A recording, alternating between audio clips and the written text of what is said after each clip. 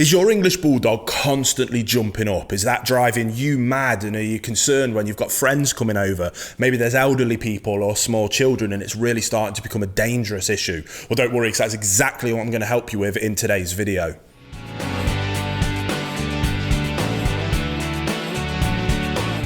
Welcome back to the Fenrir English Bulldog Show. If you are new here, my name's Will, I'm a canine behaviourist, and I'm the founder and CEO here at FenrirCanineLeaders.com. This channel is dedicated to helping you learn everything you could possibly ever want to know about the incredible English Bulldog, and then how to become a high-level canine leader that can raise perfect English Bulldog companions. So if this is your first time here and you love English Bulldogs just as much as we do here at Fenrir, make sure you start that journey by hitting the subscribe button and turning on that notification bell. That way you'll never miss one of our future English Bulldog videos.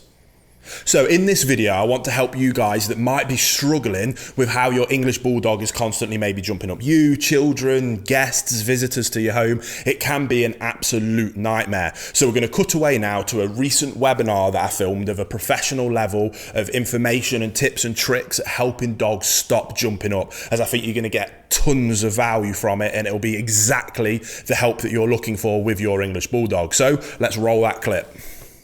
So in this next quickfire webinar, we're going to be addressing one of the most common, probably the most common problem behavior that as a canine behaviorist I come across in what I class as the category of more of a low-level problem behavior, and that is jumping up. Now, depending on the breed that we're talking about, if it's a small dog, then it's an annoying, obnoxious behavior. If it's a large, powerful breed, then it can be incredibly dangerous. Either way, I truly believe that jumping up should be a non-negotiable, is not acceptable behavior, and all dogs should be well-mannered, calm, patient dogs. So in this webinar, I'm going to talk about how I help my clients go through the process of being able to get a dog that is jumping up and is either obnoxious all the way through to downright dangerous, to having them as calm, relaxed, patient, well-mannered dogs.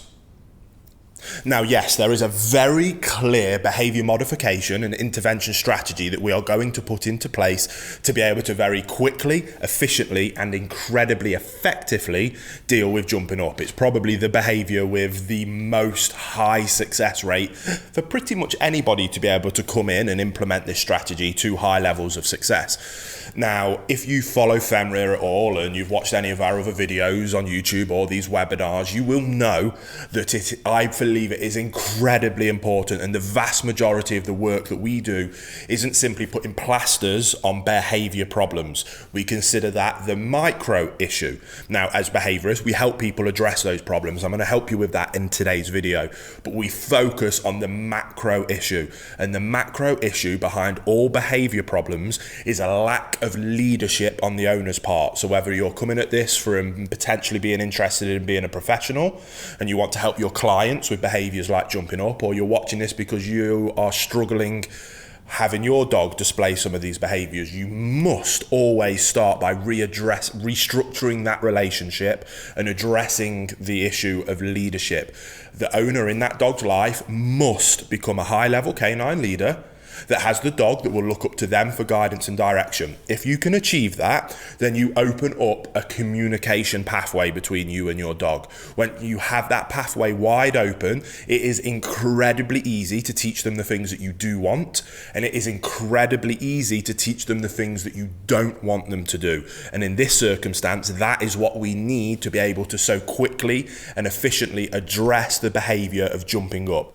Hey guys, very quickly, in case you didn't know, we have our Perfect Puppy program. It's the program that I designed myself as a canine behaviorist to help you guys become a high-level canine leader yourself, and then how to be able to take your puppy from the second you bring it home all the way through to that dream of the perfect canine companion that you've always wanted. So if you want more information on that, there'll be a link down in the description box below. Thousands of people have now gone through that process to extremely high levels of success. So there's some testimonials you can go and check out. More information, it's all in the description box below, but let's get back into the video you were just watching. So here at Fenrir, to help people go through that process of restructuring that relationship, putting in rules, boundaries and expectations for their dog to be able to have them see the owner as the leader in the scenario, as we go through our 1-month boot camp program that we designed. I've completely lost track of the amount of people that has helped to achieve this to incredibly high levels of success. We have a version of it that we do in person with clients, and we also turned it into an online version so that anybody all around the world can do exactly the same thing and achieve exactly the same levels of extreme success. And there'll be a link down in the description box below if you're interested, by the way. But that is about implementing rules, boundaries, and structure and expectation for the dog. That allows them to flip that mentality to see the owner as the leader. Simultaneously, it's about teaching the owner the theories, concepts, and principles to become a higher level canine leader themselves. The combination of the two things gives us the desired outcome of a dog that sees them as an owner, opens up that communication pathway, and through that pathway then allows us to address these behavior difficulties and problems incredibly easily, compared to simply going and attacking the micro problem and trying to put a plaster on it. We address the macro problem, and 9 times out of 10 the micro problem goes away on its own anyway, and if it doesn't, then we can come in and implement an incredibly easy strategy to address the problem. And that's what we're going to talk about now in terms of a dog that's jumping up a lot. So once we've restructured that relationship, it is then really easy to address a dog that's jumping up to the levels of like 100% success rate. It is a very straightforward process to be able to stop it happening. We need to correct the dog's negative behavior, which is jumping up. We then need to redirect them and show them what it is that we do want from them instead. And when they're displaying that desired behavior, we reinforce it. So if right now you've got a dog that jumps up all of the time, that's the undesirable behavior up here, and the desirable behavior is right down at rock bottom in terms of being calm, waiting patiently with good manners. We're going to correct this behavior, which makes that happen less frequently, and we're going to positively reinforce this desired outcome, which will mean that that will happen more frequently. We do both things at the same time, and very quickly we get to a point where we're at the desired outcome all of the time, and we don't need to use corrections anymore. So in terms of what we do, is we set up drills and we practice. When we get a friend or family, or you as the trainer, if you're doing this in a professional setting, you can go through the door, the dog wants to come and welcome you. I recommend utilizing a slip lead on the dog. The second that dog wants to jump up or is about to jump up, we can't do it before because that's not fair. We need to do it with perfect timing to let them know exactly what it is that we're correcting and that we don't want them to do. We're going to use that slip lead with a very firm vocal inflection, shoulders back, chest up, and we're going to use a verbal correction whilst pulling them down. And we're not tug of warring them down, it's just a quick pop alongside the verbal correction to let them know that is not acceptable, stop doing that. We never ignore problem behaviors. Good leaders don't ignore problems. Good leaders address problems head on, fairly, but efficiently and swiftly, and then they move on straight away. That's what we need to do with our dogs. So the behavior happens, the negative behavior. I like to use an but you can use a no, a tss noise. Some people even like to put pennies in a can, rings that you can jingle, some kind of verbal auditory response to let the dog know, stop doing what you're doing. Again, I like to use an so I'll use that as an example now. So the dog's about to jump up, I've got my lead, and it's an chest up, vocal inflection, no. Any version that you want to use, let them know that right now, bam, that's not acceptable. We don't do that anymore, stop it. And then we move on. It's that quick. A correction is on and off. It is over as quick as it starts. We don't sulk with our dogs. We don't get into a tug of war. We don't fight with them. We just let them know swiftly, fairly, and quickly that is not acceptable. Brilliant. Then it's not fair on the dog to then not let them know what it is that we do want from them instead. So when it comes to jumping up, the best and most efficient way is correct the undesirable behavior of jumping up. We redirect to sit and stay. We ask for a stay.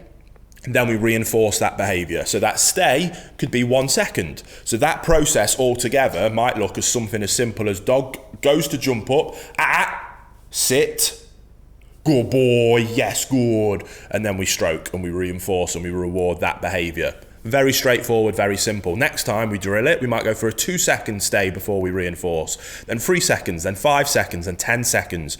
And we build up that concept in the dog's mind of not only what I don't want you to do, but what I want from you in all situations and scenarios is to sit, be patient, calm, and quiet. If you do that for me, then excellent things are going to happen.